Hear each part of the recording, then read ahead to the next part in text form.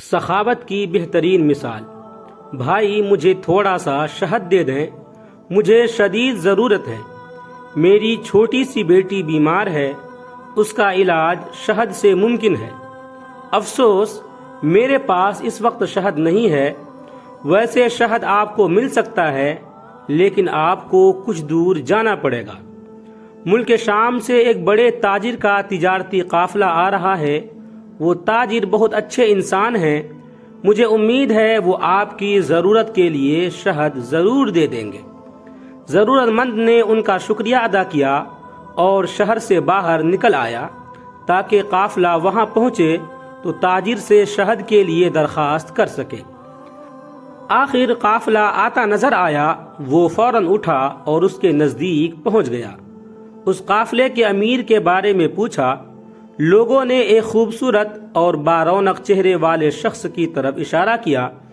ان کی خدمت میں حاضر ہوا اور عرض کیا کہ میری چھوٹی سی بیٹی بیمار ہے، اس کے علاج کے لیے مجھے تھوڑے سے شہد کی ضرورت ہے۔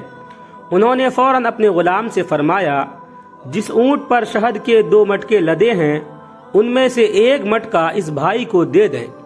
غلام نے یہ سن کر کہا، آقا اگر 1 مٹکا اسے دے دیا تو اونٹ پر وزن برابر نہیں رہ جائے گا۔ یہ سن کر انہوں نے فرمایا، تب پھر 2 مٹکے انہیں دے دیں۔ یہ سن کر غلام گھبرا گیا اور بولا، آقا یہ اتنا وزن کیسے اٹھائے گا؟ اس پر آقا نے کہا، تو پھر اونٹ بھی اسے دے دو۔ غلام فوراً دوڑا اور وہ اونٹ مٹکوں کے ساتھ اس کے حوالے کر دیا۔ وہ ضرورت مند ان کا شکریہ ادا کر کے اونٹ کی رسی تھام کر چلا گیا۔ وہ شخص حیران بھی تھا اور دل سے بے تحاشا دعائیں بھی دے رہا تھا۔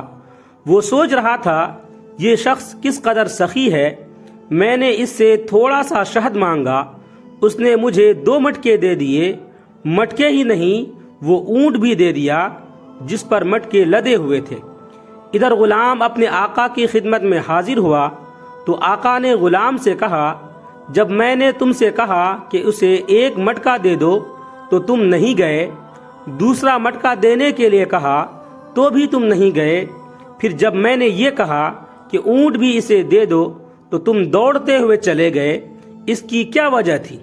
غلام نے جواب دیا، آقا جب میں نے یہ کہا کہ 1 پورا مٹکا دینے سے اونٹ پر وزن برابر نہیں رہے گا تو آپ نے دوسرا مٹکا بھی دینے کا حکم فرمایا۔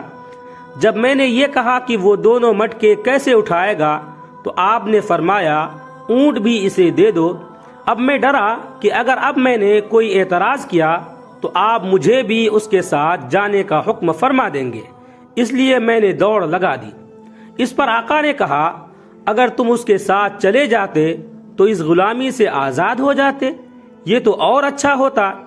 جواب میں غلام نے کہا، آقا میں آزادی نہیں چاہتا، اس لیے کہ آپ کو تو مجھ جیسے سینکڑوں غلام مل جائیں گے، لیکن مجھے آپ جیسا آقا نہیں ملے گا۔